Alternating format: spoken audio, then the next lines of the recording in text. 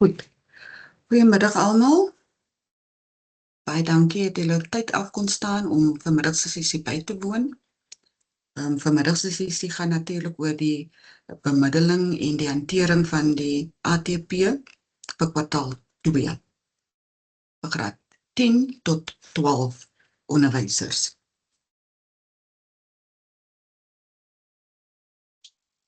Reg. Vandag fokus ons op hoe die ATP of die JOP prakties in die klaskamer leef. Reg, so ATP staan natuurlik vir Annual Teaching Plan en die JOP, dit staan dan van die jaarlikse onderrigplan. So hoe benader ek as onderwyser dit dan in my alledaagse onderrig? So die doel hier van hierdie bemiddelingssessie is nie om onderwysers weer eens toe te snou met onnodige administratiewe taakies, onnodige administratiewe werk nie, maar om veel te verseker dat ons 'n boodskap van doelgerigte onderrig wil uitbring of met julle deel.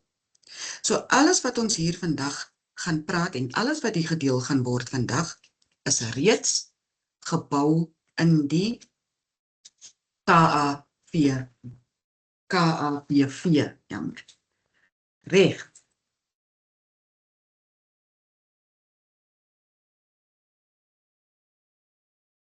Curriculum dekking opsomming. Dis net soos wat die woord sê, dit is net 'n opsomming van die curriculum wat gedek moet word binne 'n bepaalde of 'n gegeewe tyd. So jy sal sien die dele in geel uitgelig. Dit is die datums wanneer onderwysers die opsomming van hulle curriculum wat hulle afgehandel het, moet aan vakadviseurs moet stuur. So ons stuur Google Forms natuurlik uit na onderwysers, hulle voltooi hulle curriculumdekking en dan submit hulle en ons vakadviseurs ontvang die datum, ontvang die data, ons konsolideer die data en dan stuur ons die data weer aan hoofkantoor toe. So, dit is baie belangrik dat curriculumdekking moet voltooi en ingehandig word. So hier is so 'n voorstelling van die aktiwiteite en die getal van daar spesifieke aktiwiteite wat afgehandel moet word. Omdat ons nou in môre is die 17de, so die skool het die 8ste opgemaak en môre is die 17de, so dit is al reeds 'n 2 weke siklus en jy sal sien, dit is die aantal aktiwiteite wat in leerders se boeke moet wees as bewys dat onderrig en leer het plaasgevind.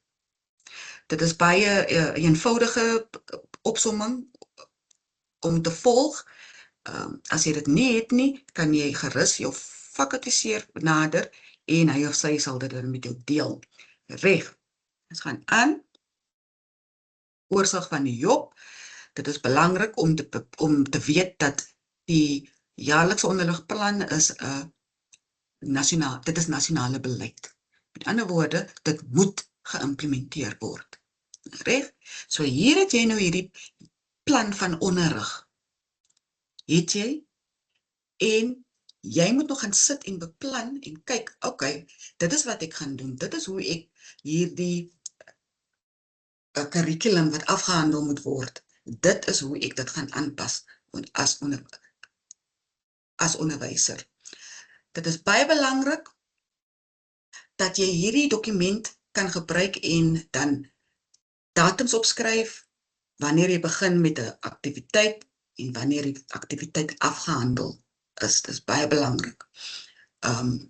Maak gebruik van hierdie dokument, sien dit as jou tweede Bybel, ja, want dit sê vir jou presies wat moet jy onderrig, wanneer moet jy dit onderrig en dan hoe jy dit ook moet onderrig. So dit is 'n gestruktureerde dokument wat jou doelgerigte riglyne gee. Hoe om die curriculum af te handel. Reg. Dan huiswerk. So binne in hierdie dokument in die KABV is daar dan ook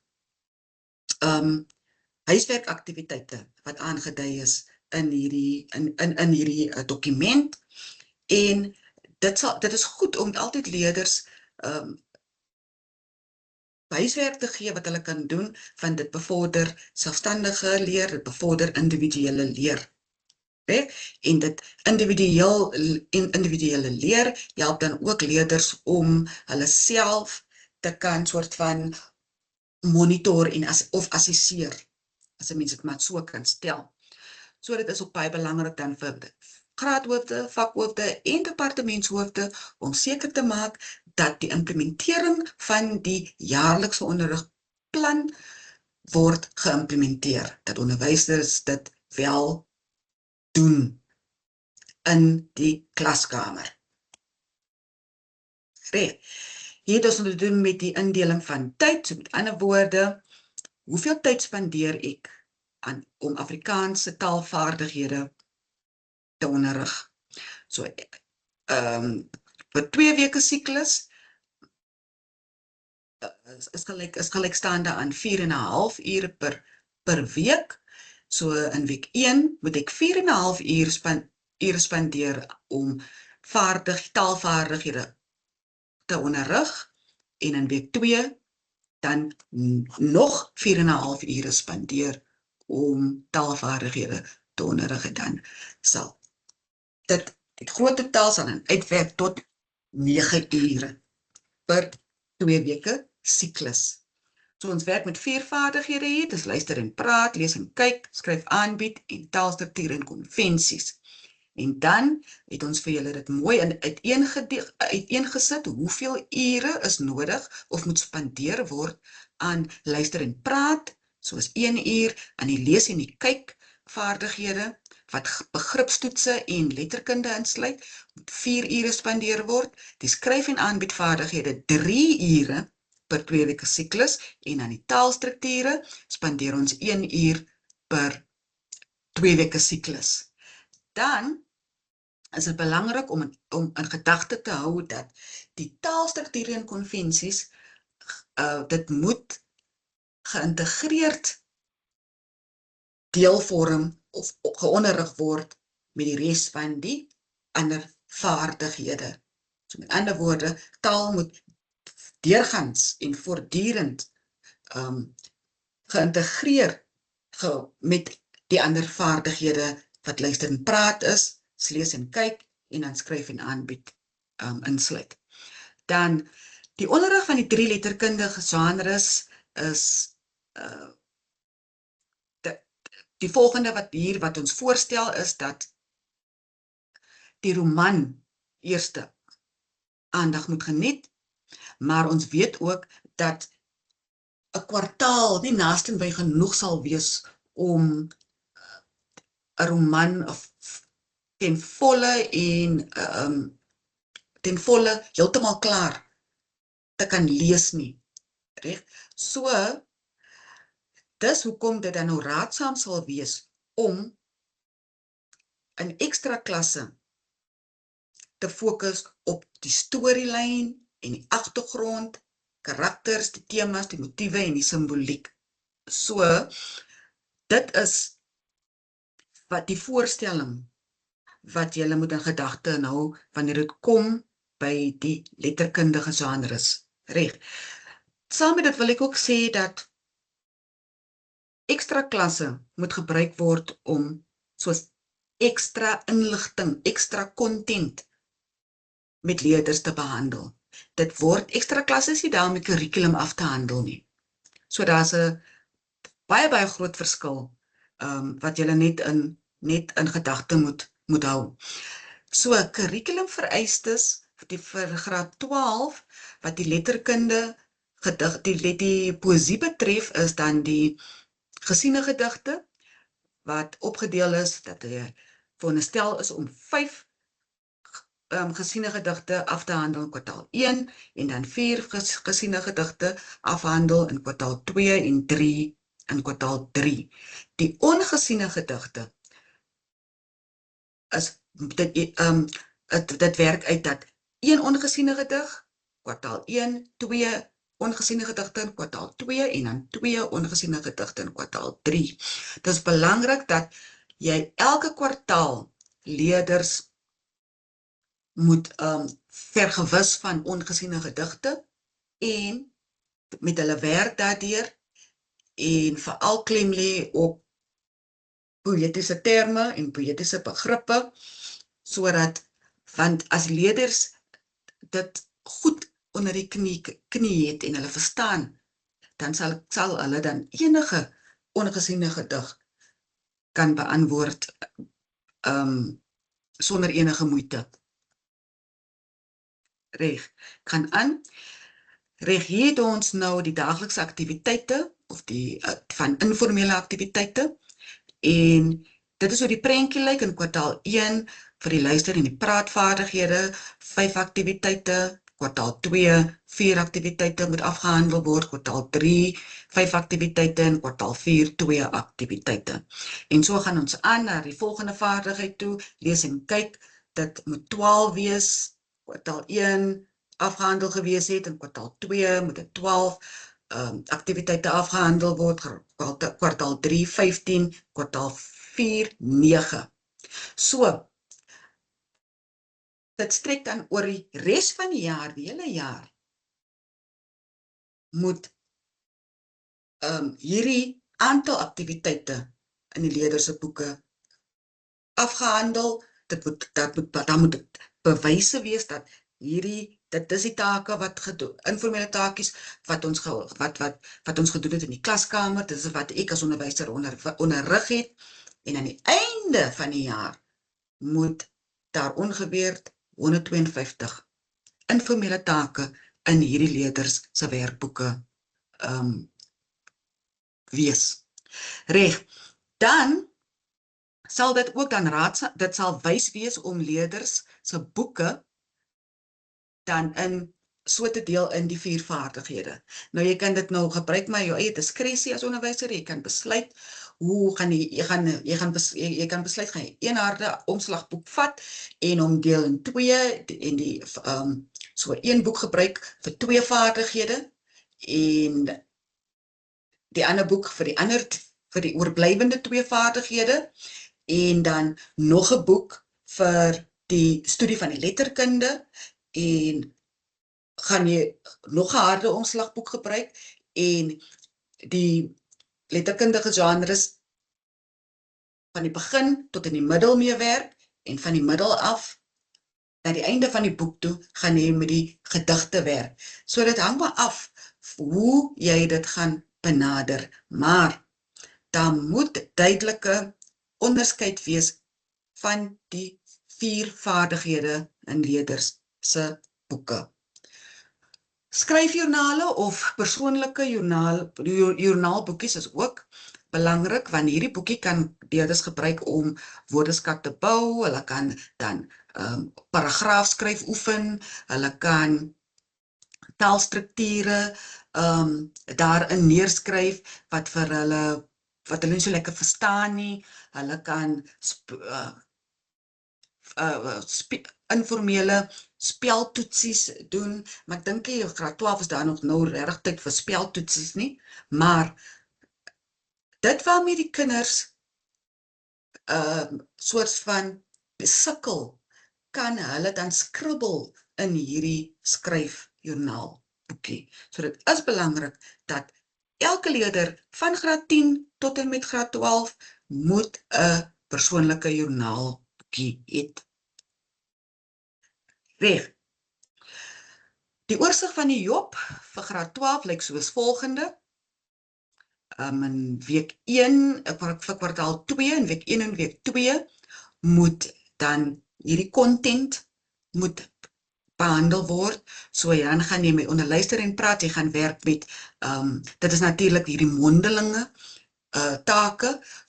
Dis altyd, ek sê altyd vir my onderwysers, dit sal goed wees wanneer jy mondeling onderrig, maak gebruik van die rubriek van daardie betrokke mondeling en maak kinders bewus van, dit is waarna juffrou of meneer gaan kyk wanneer ek julle mondeling gaan assesseer. So, lees en kyk vaardighede, dit sluit dan in die studie van die letterkunde. So, hier is dit nou die tyd wanneer jy verskillende letterkundige so anders bespreek met die leerders en bespreek, analiseer hierdie drama of die roman waarmee jy kan tans besig is.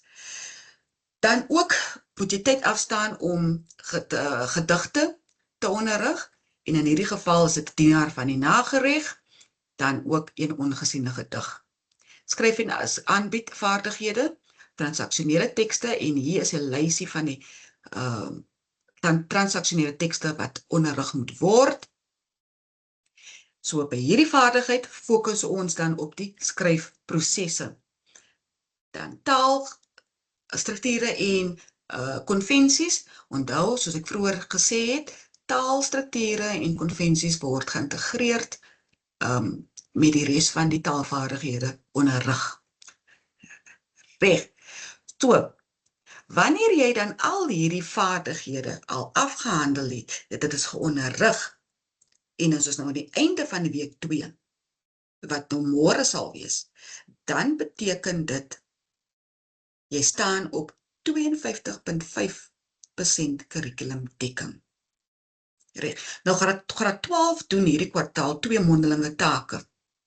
Reg? So is taak 6, 7 en dan taak 8 is natuurlik 'n Junie-eksamen. So as jy byvoorbeeld 1 mondeling taak afgehandel het, dan staan jy op 50% kurrikulumdekking. Reg.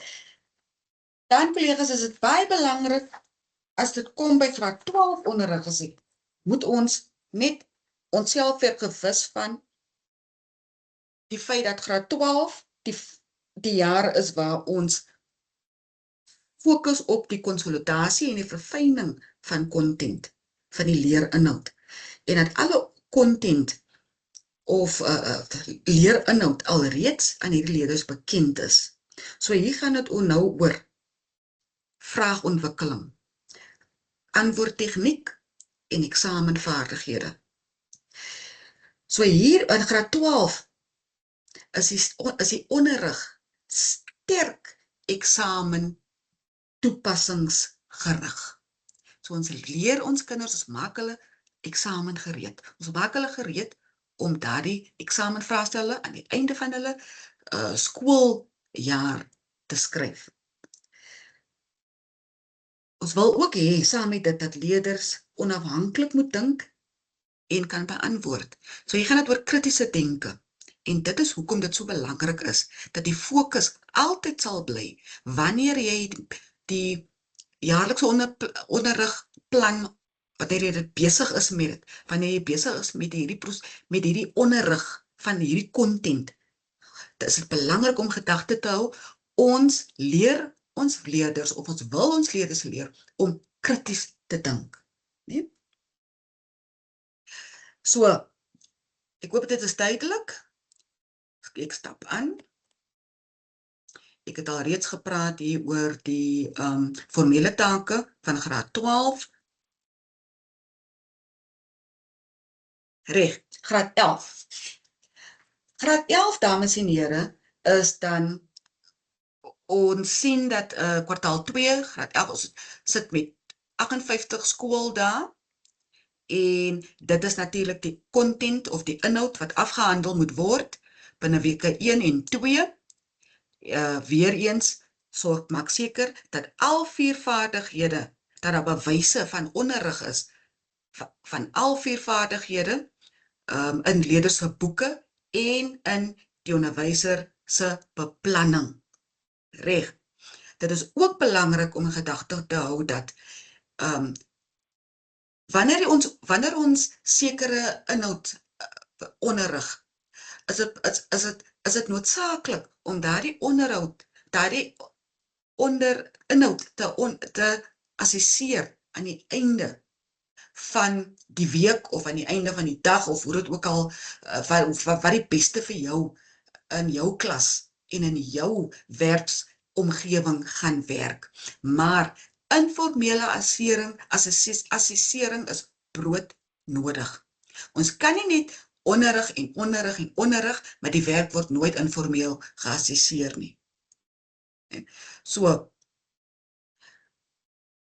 wanneer jy skribbel op jou job, dan dui aan daar, informele toets was afgehandel, of is 'n informele toetsiekie geskryf, die 17de van die 4de maand informele toetsiekie, en nou, wanneer ek praat van informele toetse, praat ek nie van 30 punt informele toetse nie. Daar is nie tyd om 30 punt toetse op te stel nie, maar wel 3 punt toetsies, 4 of 5 punt toetsies. Vinnig, dit gaan hier oor om net dit wat ek vandag geonderrig het. Verstaan die leerders regtig? En hoe gaan ek weet of hulle verstaan? Ek moet dit gou assesseer, né?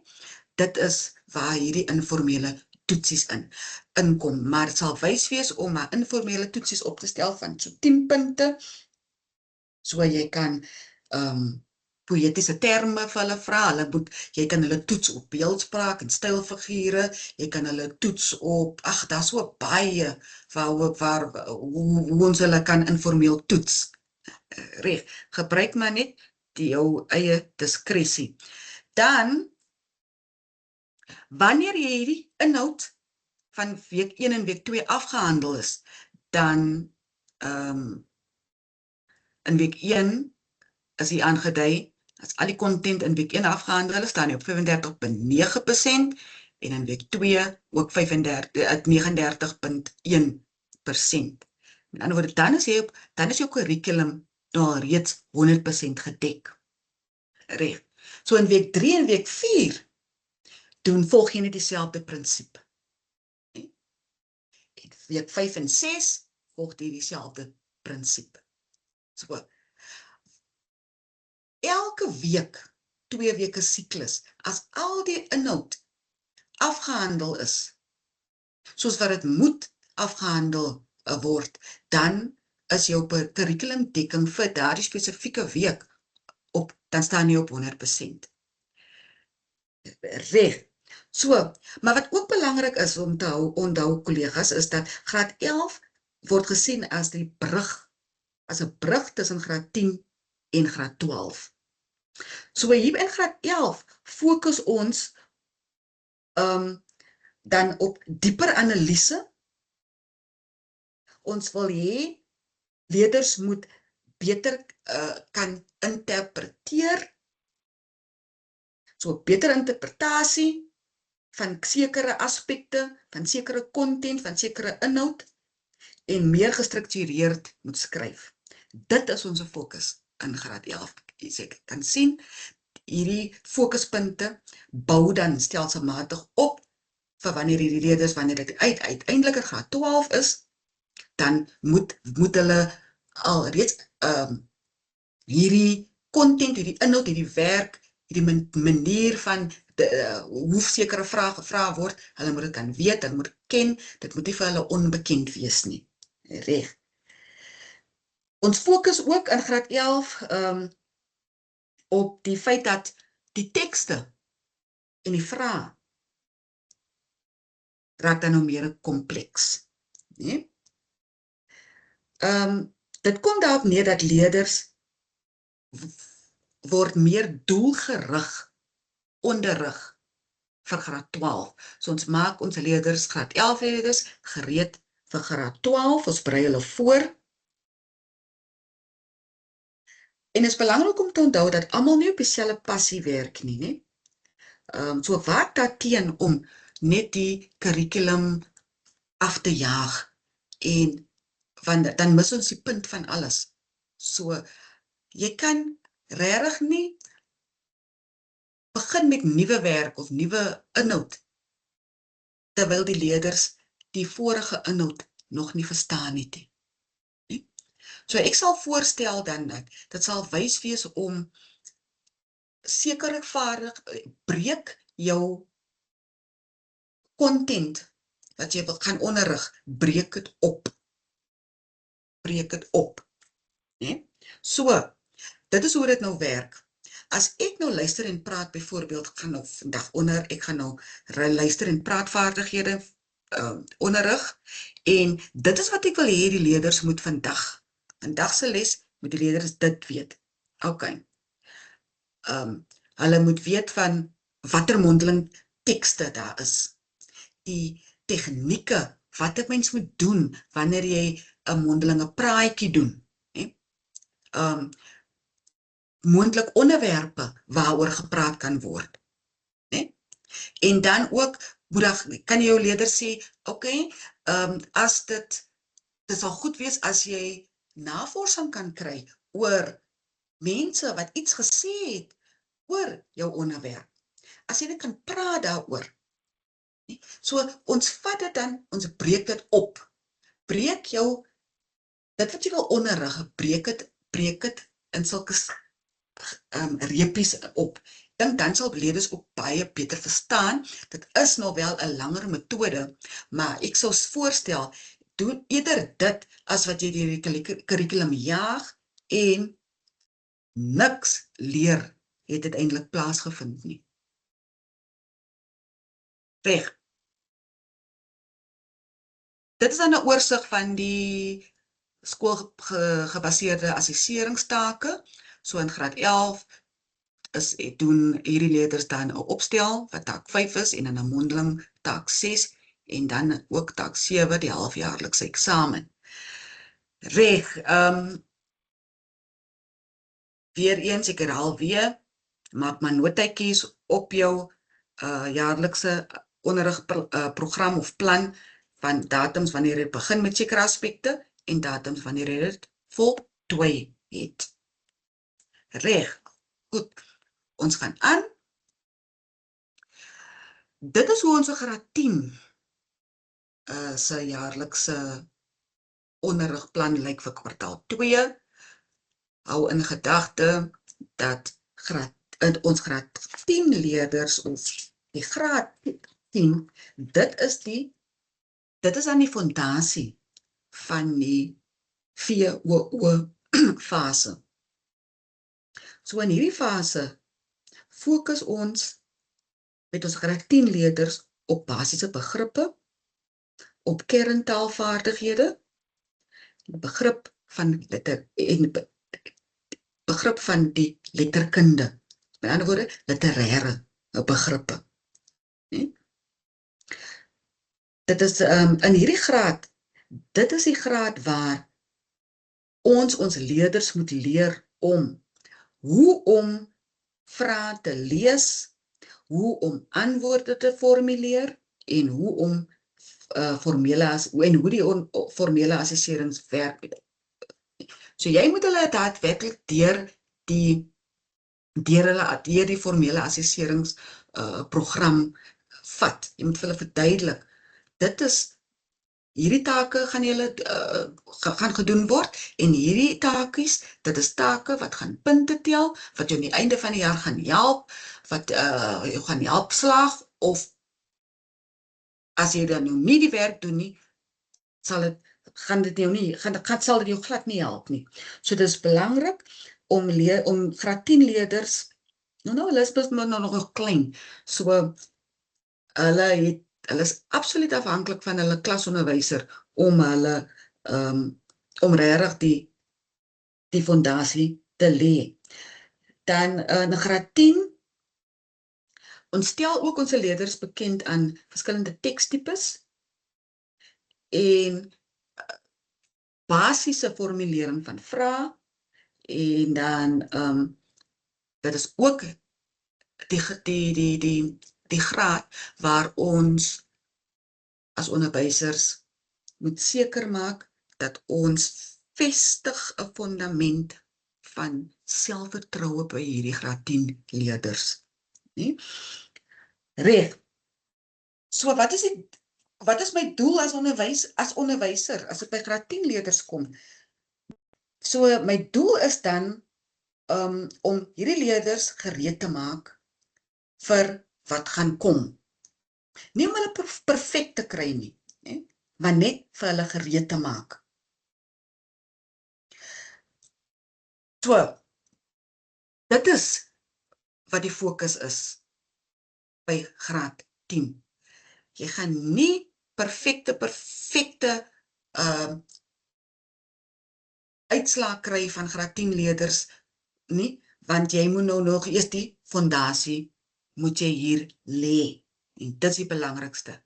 Om terug te kom by die kurrikulumdekking, so in week 1 en week 2 afgehandel is, wat weer eens 8 dae is, dan is jy op 100% kurrikulumdekking. Reg, vir daardie tydperk. Dan het ons nou te doen met ons skoolgebaseerde assesserings, taak 5 en taak 6, en dan die halfjaarlikse eksamen wat Junie's eksamen is.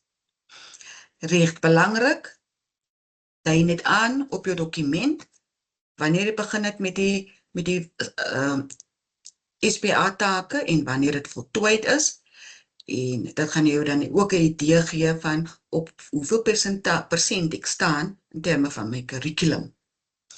Reg, vraestel 3. Vraestel 3 gaan graad 10 tot 12 leerders wel vir Junie maand kry om te skryf. Dit is 'n gemeenskaplike vraestel.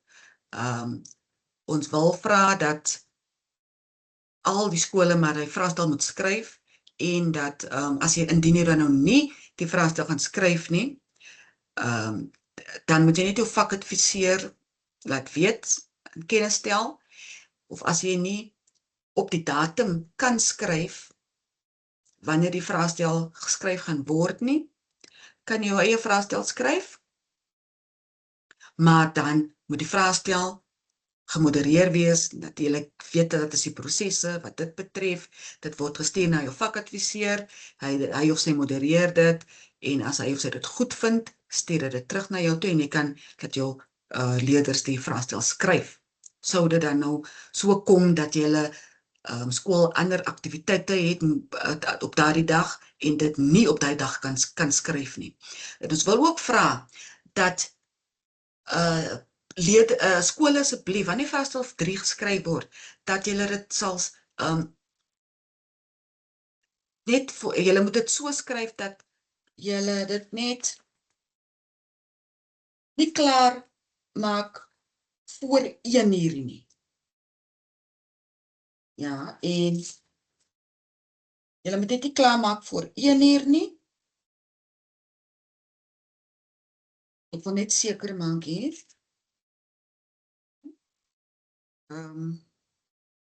Ja, julle moet nie klaar maak voor 1:00 nie, so leerders, wat vraestel 3 gaan skryf, moet net nie die vraestel klaar wees voor 1 uur nie. Want dit raak nogal 'n probleem as leerders voor 1 uur klaar geskryf het, nê? So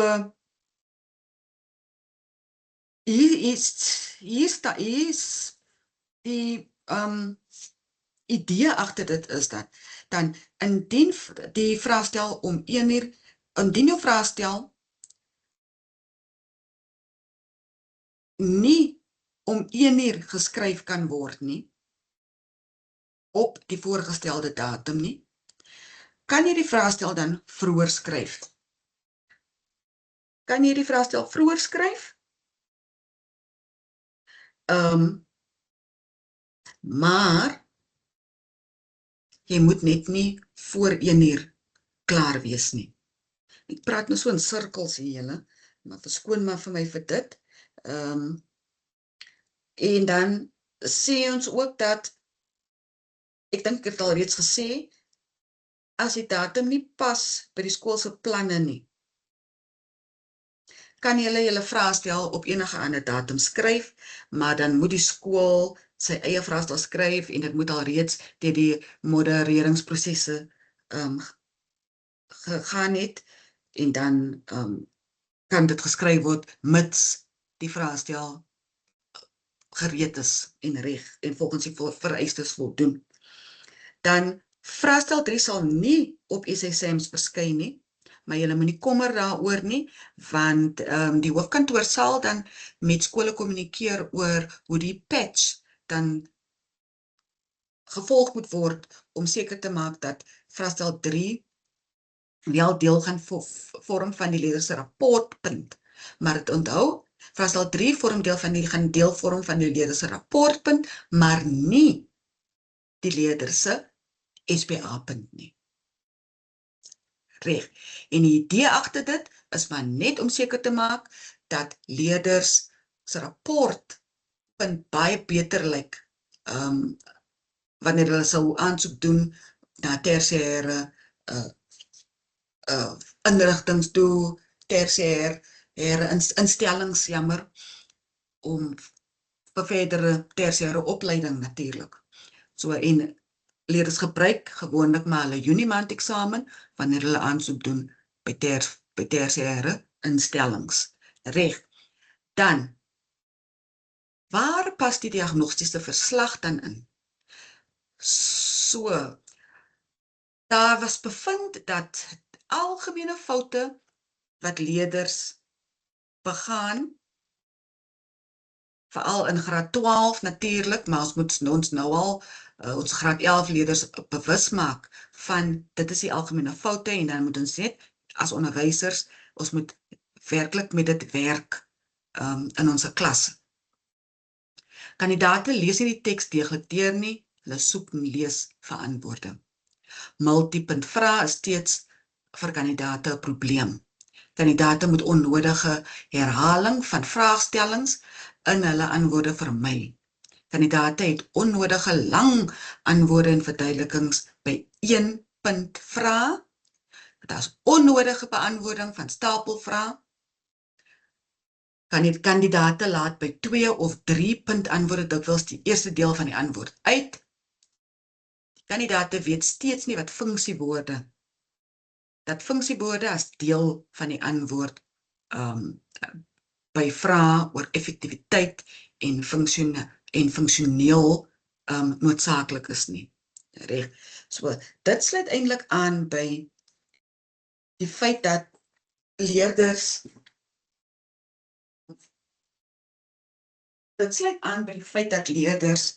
jammer, nie hulle beantwoord en vrae onvolledig.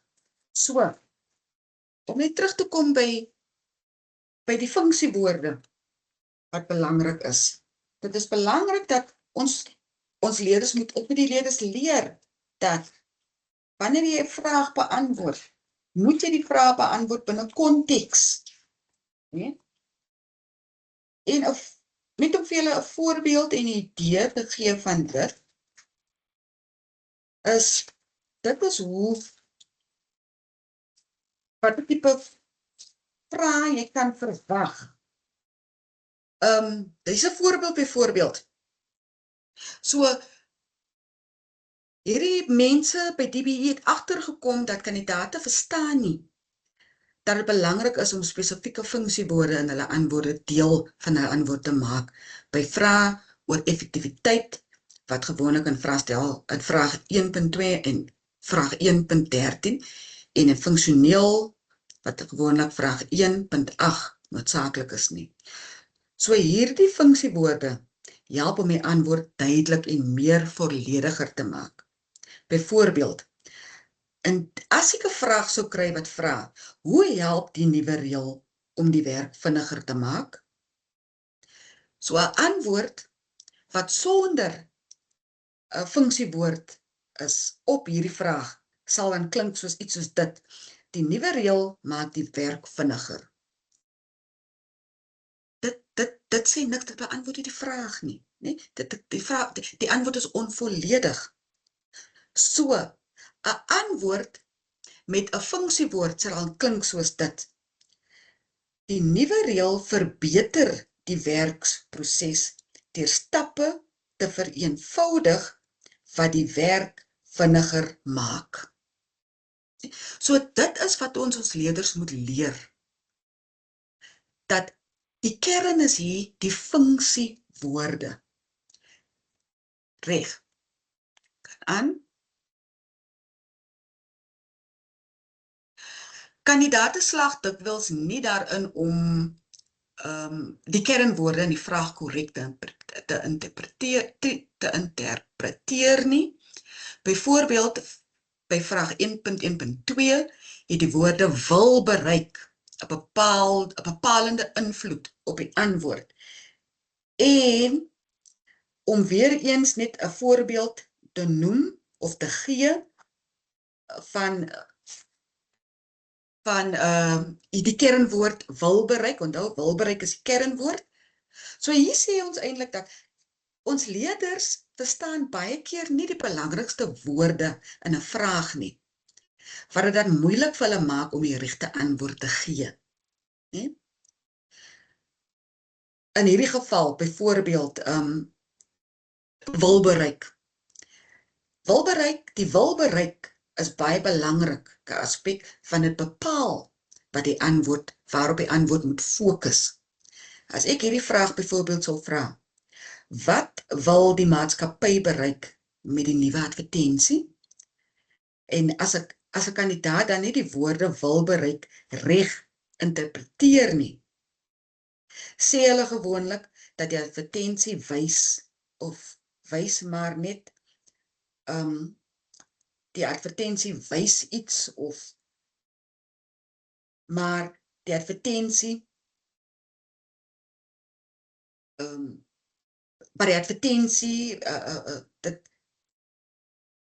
maar nie wat dit sê nie wat die advertensie of wat die doel is van die maatskappy nie. Ja? So dit is eintlik waaroor dit gaan hier.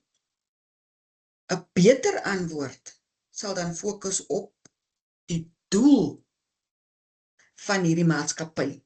Byvoorbeeld, die maatskappy wil bereik dat meer mense hul produkte moet koop.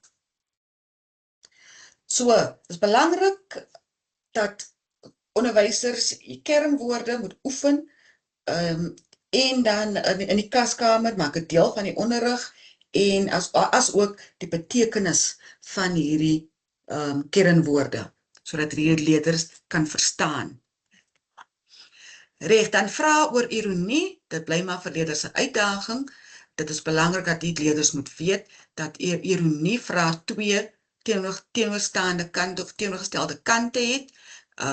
Die twee kante moet genoem word en ons leer ons leerders gewoonlik dat ironie vrae beantwoord ons met 'n mens sal verwag dat. Voorstelle ter verbetering. Daar moet daadwerklik klem gelê word op die verbetering van leesbegrip, leesspoed, asook die vaardighede en woordaanpakvaardighede, betekenis van woorde binne konteks van die teks af te lei. Leerders moet vrae binne konteks beantwoord, soos reeds voorheen gesê. Maak van vorige jare se matriek eindeksamevraestelle gebruik vir inoefening. So rus leerders nie, veral swakker leerders met 'n definitiewe resep toe om sekere taalvaardighede te kan verstaan.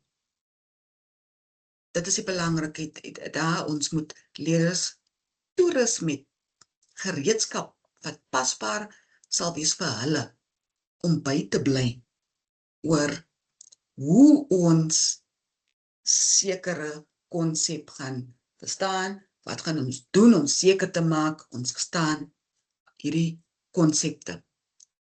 Onderrig leerders dat die eerste antwoord wat aangebied word nagesien word. So, ontmoedig leerders om onnodige lang antwoord te skryf, sê jou leerders in die klas, die eerste antwoord word gesien as die antwoord wat gemerk gaan word. So dit daarna, alles daarna, sal die nasiener dan ignoreer. Ontmoedig die leerders om antwoorde met behulp van kolpunte of streepies te struktureer. Dit kom weer eens daarop neer, moedig leerders aan om in volsinne te beantwoord en om altyd binne konteks te beantwoord wanneer hulle besig is met hulle eksamens. So, dan ten laastens, wil ek net sê, ons moet maar aanpas elke jaar, is 'n nuwe jaar, dit is uitdagend, maar dit is moontlik. Ek wil vir u baie dankie sê.